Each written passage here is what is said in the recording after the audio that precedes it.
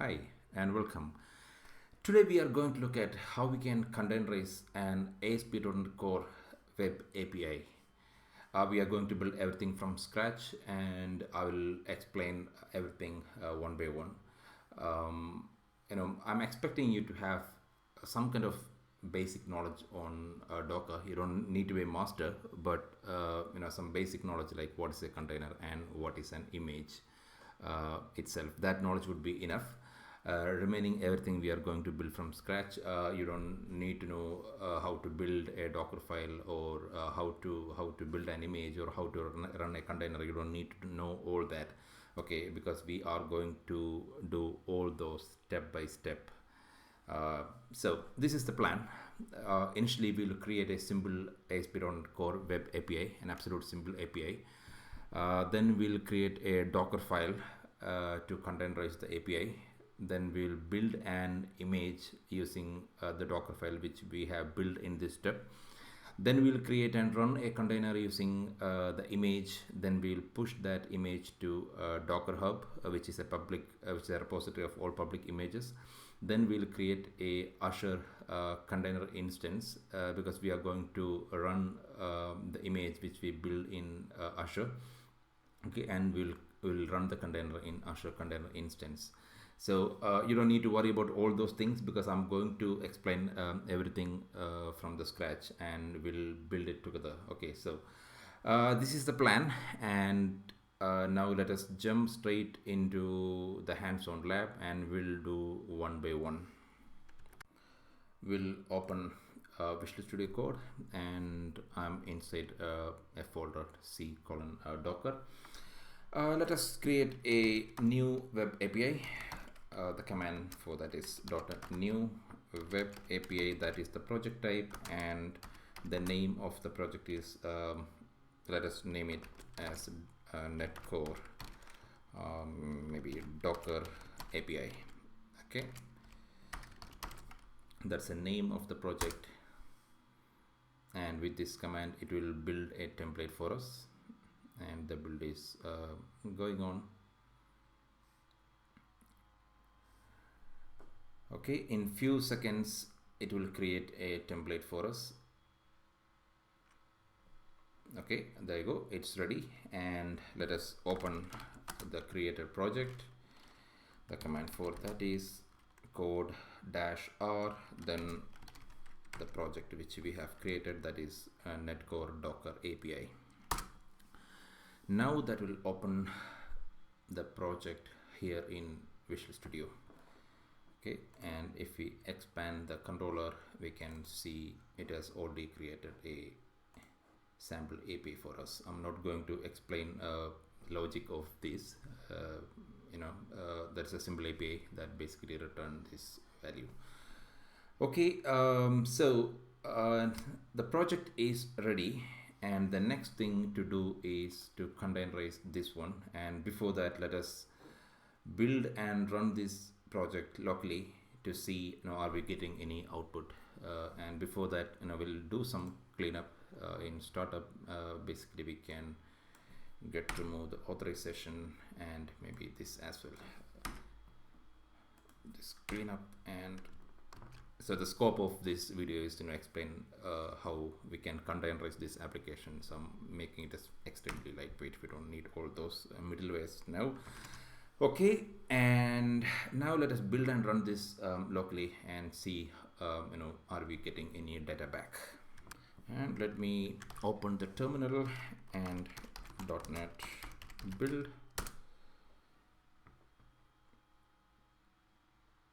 It's building up the project and build has been succeeded. Let us run it and see the result.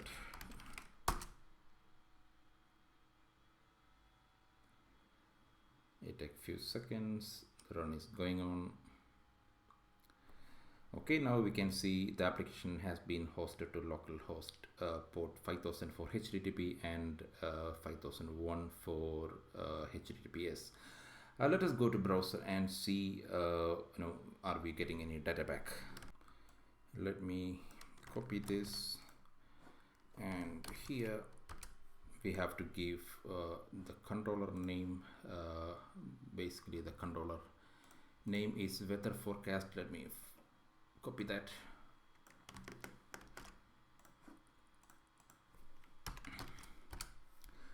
Okay, so we are getting some data back.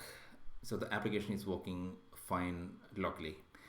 Now we need to create an image, and we need to run a content out of that image. Let us do that locally before pushing it to Docker Hub. I'll explain what Docker Hub is, but before that, let us create an image for this application. I'm back to Visual Studio Code, and here let us create a file called Docker file without any extension. Okay, that's a special file, and when we build the image using one of the command, I'll explain that, I'll show that later. That command will go and find this file. So the name of the file should be docker file without an extension. Let us move it to the root of the application. So here, to create an image, first we need a base image. Probably let me explain this way. If you are totally new to Docker, you might not know what an image is. Let me try my best to explain in simple terms. What if I ask you to create a .NET Core application? You have nothing installed in a machine. So I'm asking you to create a .NET Core API. What you will do? Initially, you will go and install .NET Core SDK because you need .NET Core SDK, whichever version. You need to install .NET Core SDK in your machine. Then only you can run the API in your machine, isn't it? So in that case, the SDK is your base image, because that's a base to run or base to create your application. And if you want to run the application, then you need to have a .NET Core runtime. You need to get that as well. So those are the base images. So like that, when we run this image in a container will not have anything. It will have an operating system maybe then, but it will not have anything. It will not have .NET Core SDK, or it will not have .NET runtime to run application. So we are packing up everything together, and when we run the image, then it will download and install everything in the container. Hopefully it makes sense for you. Okay, let us do that and see what does I mean. So all Docker file starts with a base image. So in our case, we need to have an image to build the application. To build the application, we need to build .NET Core application, we need .NET Core SDK. Okay, in this Docker file, actually we are going to do a multi-step build process. I'll explain what that going forward. But first thing first, we'll get a base image, and as I told, to build we need .NET Core SDK. Where do we get it from? So as I've mentioned before, Docker Hub is the place which will have all the public repositories. So we'll go to Docker Hub, that is hub.docker.com. We'll go there. Here we can see there's already an image for .NET Core SDK, which is published by Microsoft. So we need this image, and you can see here this is the framework version, and we need .NET 3.1. or let me make it more clear. We'll search for .NET Core SDK and we'll get the same result. So here .NET Core SDK, we can go there, and there we can see the image name. We are not going to pull the image directly to our application now, because we are going to create an image, a complete image. That image will have our application as well. Okay, so let me copy this one. I need SDK 3.1 because the application which I have created is .NET Framework 3.1, so I need that. let me copy it and come back to Visual Studio Code. The image name is, the base image name is this one. I'm going to give a stage name here. Stage name is like an alias name which we needed later. I'll tell why, because as I told, we are going to create a multi-build, multi-step build. Okay, I'll tell why. For now, the first base image is to build an application, so we'll name it as build. You can give any name you want. It can be maybe blah or whatever the name you can give, as of your choice. I'm going to give it the name build. So that's the first step. It means when we run the image, what it will do is it will go and get the base image from basically this base image from Docker Hub, and it will install in the container. That's what it's finally going to do. Okay, now the base image step is ready. Next step is, we can create a working folder inside the container. It can be any working folder, and the command for that is work directory, and probably we can give maybe app. Okay, it can be any name. Probably we can give maybe okay, I think app itself. I can't think of any other good name, or maybe application. Okay, and next what we need to do is, because we have to restore all the dependencies, the project dependencies, to the container which we are going to create, because that dependencies we need to build the application later. So for that we need to copy all CS proj, because we need to restore all the CS project dependencies, isn't it? So because of that we need to get all the CS proj or .cs proj files,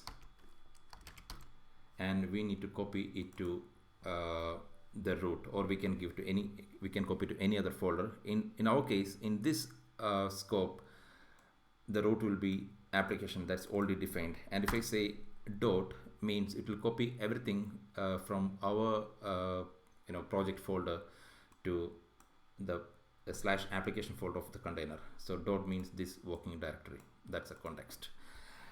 Okay, now we have copied all .cs proj files, and now we need to restore everything.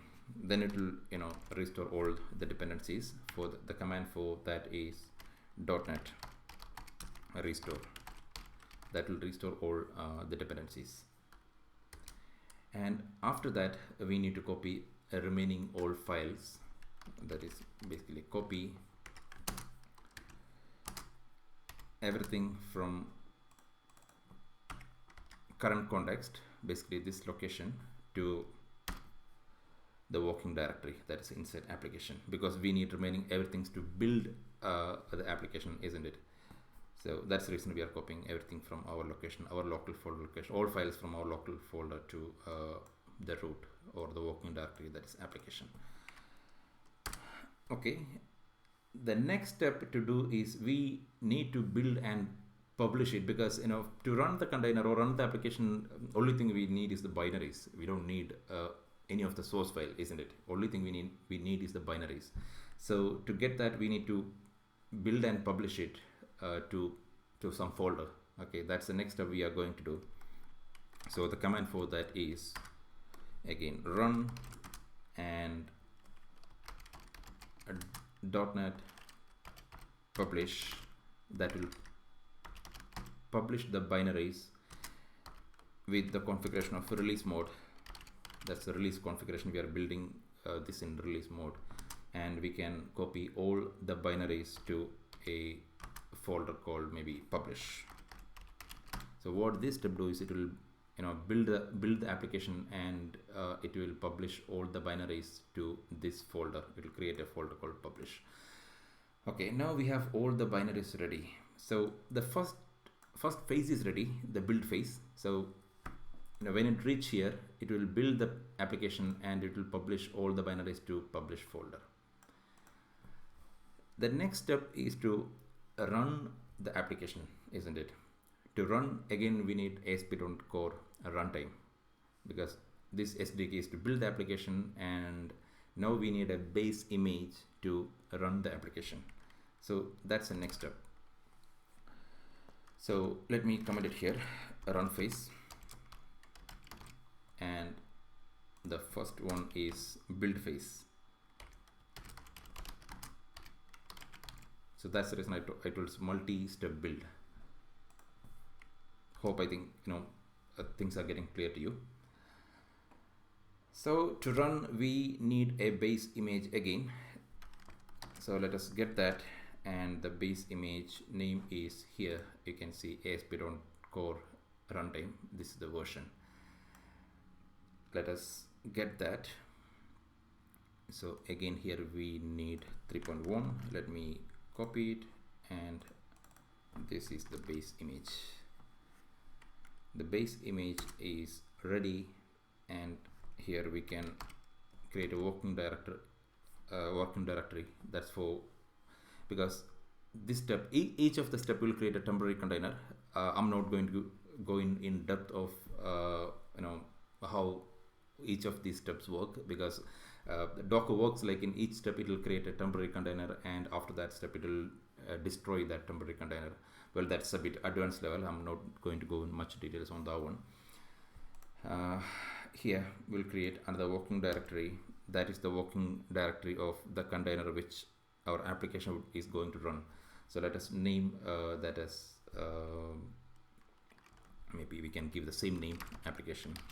You can give name of your choice, and that is the working directory.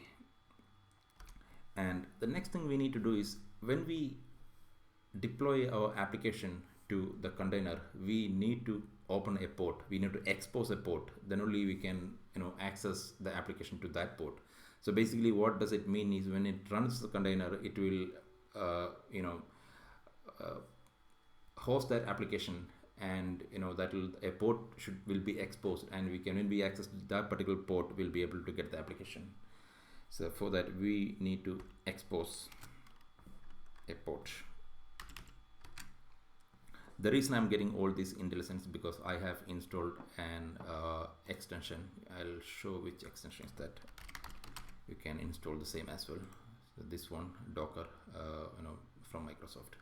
So we can get the same. Okay, and coming back, we can expose port 80 here.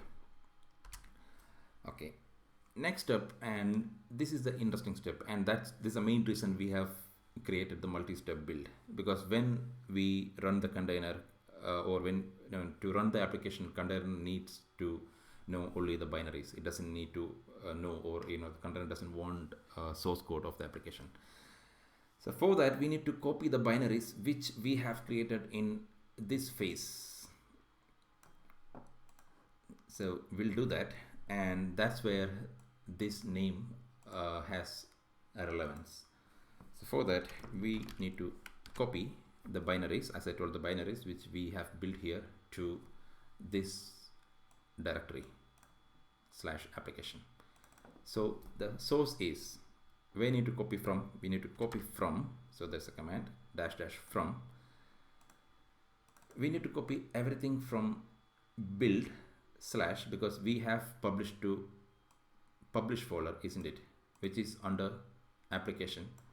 So application / publish, because that's a folder we have published our application. So build actually refers to this this whole phase. Probably let me type it first and you'll get what I mean. Build. Okay, now build refers to make it simple, say let it pointed to the root folder. Let's assume like that. Okay, so build has a reference to this location or this folder, just namesake of understanding, let's assume like that. And in build, which folder we need? /application /publish. So that is the location we need to copy our files from. Okay, so copy requires 2 arguments, because this is our source and we need to copy everything to a destination that is dot basically refers to this directory. It means we copy all the binaries from application slash publish in this phase, and we'll copy everything to application folder. That's a working directory of this container. Okay, now the copy part is ready, and the final step is the entry point. When the container runs and when it comes to the entry point, it should run a command .NET and the DLL.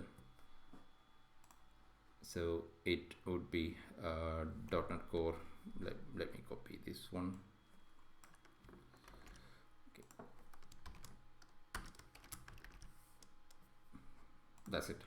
It means when it runs the container, it will come and execute this step, and the entry point is .NET, and that's a command, and it will run this DLL. Okay, so the Docker file is ready. I hope it makes sense for you, and you're able to understand what I was trying to explain. Okay, next we need to build an image using this Docker file. Let us do that next. To build a Docker image with this Docker file is pretty straightforward. The command for that is docker build dot. Before that, if you are building this along with me, you need to have Docker desktop to be installed if you are running Docker on Windows. Else you need to have Docker Community Edition to be installed. Else the Docker command will not work. Basically, it's a client server model. You need to install a Docker client, and that will communicate to a server to execute this command. I'm not going to go much details on that, but long story short, you need to have either Docker Windows or Docker Community Edition to be installed in your machine to run this command. Okay, so coming back, docker build dot, that will basically will go and find the Docker file. This dot is the context, and yeah, docker build dot will do its job. But the thing is, it will create an image with a ID, and with the ID it will be hard to find the image. As you can imagine, there will be a randomly generated ID, and it's absolutely hard to find the image later. So it will always be good to tag the image with a name. It's easy, -t. Then the standard is docker ID / name of the image. Docker ID means when you create an account in Docker, it will give an ID. In my case, Code with Vijay is the Docker ID. So we have to give that ID, Code with Vijay / name of the image. It can be any name. So let me give it maybe .NET Core Docker API, but you can give it on your choice. Dot means the context of the Docker file. Okay, so that builds the Docker image. Let us execute it. So it will go and run each of these steps which we have defined in the Docker file. So you can see each of that step is executing, and finally after all that, it will create the image for us. It will take a few seconds, and yeah, there you go, it has been completed. You can see it has created an ID and a tag. So this is the name of the image, and this is the ID of the image. As we did not give any version while building the image, Docker automatically consider this as the latest version. So this has been tagged to the latest version. Now the image is ready, and we need to run this image. Once we run this image, we should be able to see running API again. So let us go and do that next. So to create and run container out of the image which we have created is pretty straightforward. Before that, let me copy the name of the image and let me clear the screen. Okay, so it is docker run, then either ID of the image or name of the image. So I'm giving name of the image, and that will, okay, you can see it is now hosted to some port. I'll explain that in few seconds. But let us go and refresh the API which we already had before.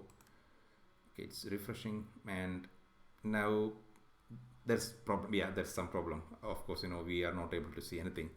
The reason because now we are running the application in one of the local ports, but the container is running, or the application in the container is running in port 80.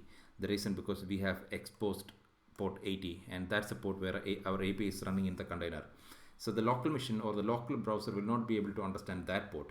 So for that, we have to do a port mapping between our local port to the port of the container. That's the reason we were not able to find any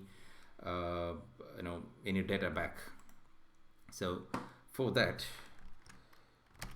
what we need to do is, when running the container, we have to do that port mapping. Okay, let me show how we can do that. So docker run, then -p, that is for port mapping. Here we can use any of unused ports. It can be any port, say maybe 2001, and that should map to 80, or that's 80 is the port of the container which the API is exposed to, and the name of the image. Okay, now when we run, it has been hosted, and here when we change the port to say 2001,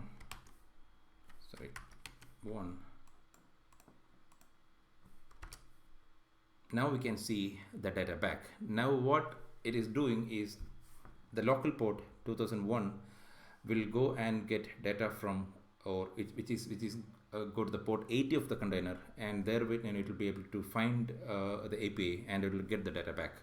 So that's what port mapping in Docker is. Okay, so now we have a Docker container running in our local machine, and next step according to our plan is to push this to a Docker Hub. Again, Docker Hub is a repository of public images, so we'll push it there, and we'll get that image we'll get and run that image to local machine from Docker Hub, and after that we'll push it to, or we'll create a Docker container instance in Azure. Then we'll pull the image from Docker Hub to the container instance, and we'll run it in Azure. So that's the next step to do. So let us go and do that. Let me stop this, and before that, let me go to the Docker Hub, and we'll go to the repositories. Here you can see there's only one repository now, and after we push the image which we have created, we should be able to see another one. That the name should be the name which we have given to the image. So we'll do that now. Go here, let me clear the screen, and first make sure that we have already logged in. So hopefully you can see the login succeeded because of already given the credential to Docker Hub. If it prompts for you to enter a username and password, you can enter the username and password of your Docker account, then it will log in. Okay, and now we need to push it to Docker Hub. It's pretty straightforward. Docker push and name of the image. Name of the image, forgot it. Let me copy that, Docker images, and this is the image name. Let me clear it, and Docker push this image. That will push the image to Docker Hub. It will take few seconds. Let me pause the video until the publish has been completed. Okay, now pushing to Docker Hub has been completed successfully. Let us go and refresh this page. Now we should be able to see the image which we have pushed. There you go. We can see this image. Cool. So next, let us try to pull this image directly from Docker Hub and try to run it in our machine. Let us do that next. Okay, before that, let us do one thing. We'll clear or remove all the images and basically the image which we have created now. Let us remove that from the local machine, and we'll stop the container first and we'll remove the image, because we are making sure that we don't have any local container running with the image which we have created. The reason, because we are going to pull directly from Docker Hub. Let me see the images. First let us see the running containers. Okay, we can see there are two containers which is using the image, the same image. Let us remove one by one, because to remove image we need to stop and remove the container first. So the command to stop the running container is docker stop the container ID, and the next one docker stop, sorry, this one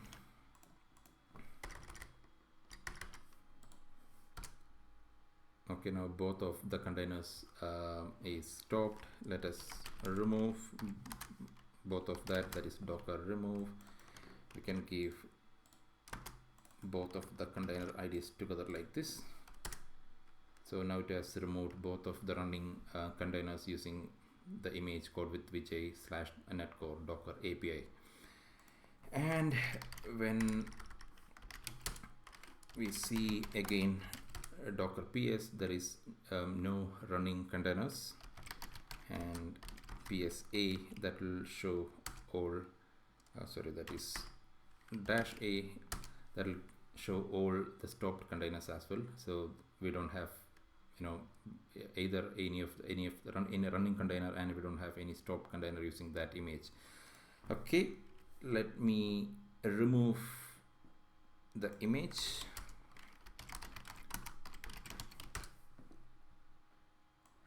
This is the image name, and docker image rm is the command to remove, and the image name. Okay, now it has deleted the image as well. Let me clear the screen, and docker images shouldn't show that image. So there you go, we don't have a code with vijay/netcore docker API. That image has been removed completely. Now what we are going to do is we are going to get that image from Docker Hub. Okay, let's do that next. Okay, clear the screen. We'll go to Docker Hub, and when we click on that one, we should be able to see the image. Yeah, this image name. Let me copy that, and coming back to Visual Studio and say docker run this image. What it basically do is it will go and try to find this image in local machine. If it is not able to find, it will go and get that from Docker Hub. That's what it's going to do. And now let us do a port mapping as well, because we need to map a port, local port. This time we'll give a different port, maybe 4001 to 80 of the container the container port. Okay, so first step, unable to find image locally, and it get from Docker Hub. Okay, again we can see everything is fine, and some of the image is already there. That's the .NET SDK and Docker runtime, so it didn't pull that. It pulled only image which is not there in the local machine. That's the reason it was pretty fast this time. Let us go back to port 4001 this time and see, are we able to see any data? There you go, still it's working fine. Cool. The next thing we are going to do is we are going to create a container instance in Azure, and we will pull image from Docker Hub to the container instance, and we are going to run the API in Azure. Okay, let us do that now. Okay, I've logged into Azure, and here you can find a container instance. If you don't find it here, then you can search for container and container instance, and we'll create a new container instance, and we'll create a new resource group, maybe Docker we can give any name you want, and here the name of the container, we can follow the same standard slash, let me copy the name. That can be any name, you can give any name you want, but I'm just following the standard here for container name. Okay, container name must contain only lowercase. Okay, fine. So we can probably give code with a slash netcore docker API. As I told, it can be any name. And region, let me give region near to me.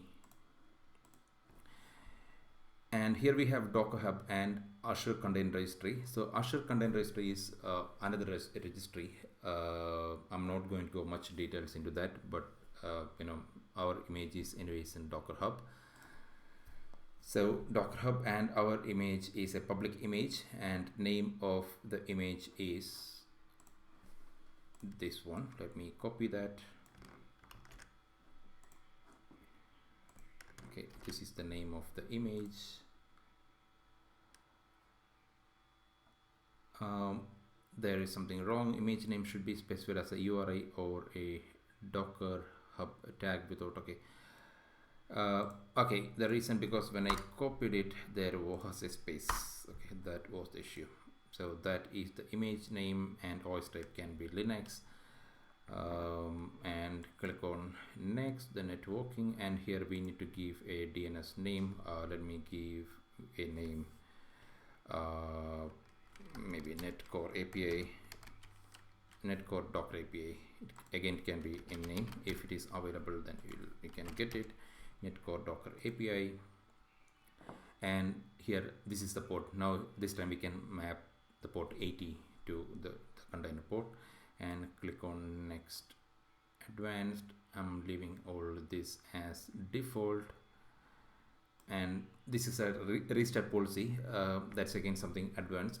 When if I explain very quickly, what does that mean is when Docker crashes, what is the policy to do? So on failure, what to do? Because that's basically the policy. I'm not going to go much details on that.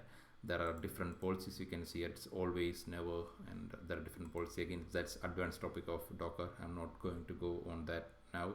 Probably in sometime in future, in some other video, I'll explain the Docker policies. And click on tags. I'm going to leave all these blank and reviewing it and all the validation passed, and let me create it. So it takes few seconds to create it. Until that, I'm going to pause the video and we'll come back once the deployment has been completed. Okay, now the deployment is complete. Sorry, let me refresh it and let me go to the resource. So here we can see that has been deployed, and this is the path or the URL. Okay, let me copy that, and when we try to access this with try the API with this URL, we should be able to get the data, exactly the same data which we have seen before. Not exactly, depends on the logic. It might vary, the code logic, but we should be able to find the data. Let us see that. So I came here instead of this one. This time we don't need to give any port because we have mapped 80 to 80. And now when we hit enter, there you go, we can see the data. To make sure everything is correct, let us copy it in a different tab and see. Cool, everything is working fine, and now we are getting data from Azure, and the image which we have built is running in Azure, or the container is running in Azure. So everything is fine, and that's pretty much, guys. I really hope you have enjoyed the video and you are able to follow me. If in case of any doubt, you can always write it in the comment section. And if you like the video, please don't forget to subscribe and click on the notification icon so that you will get notification whenever I upload new video. Thank you very much for watching.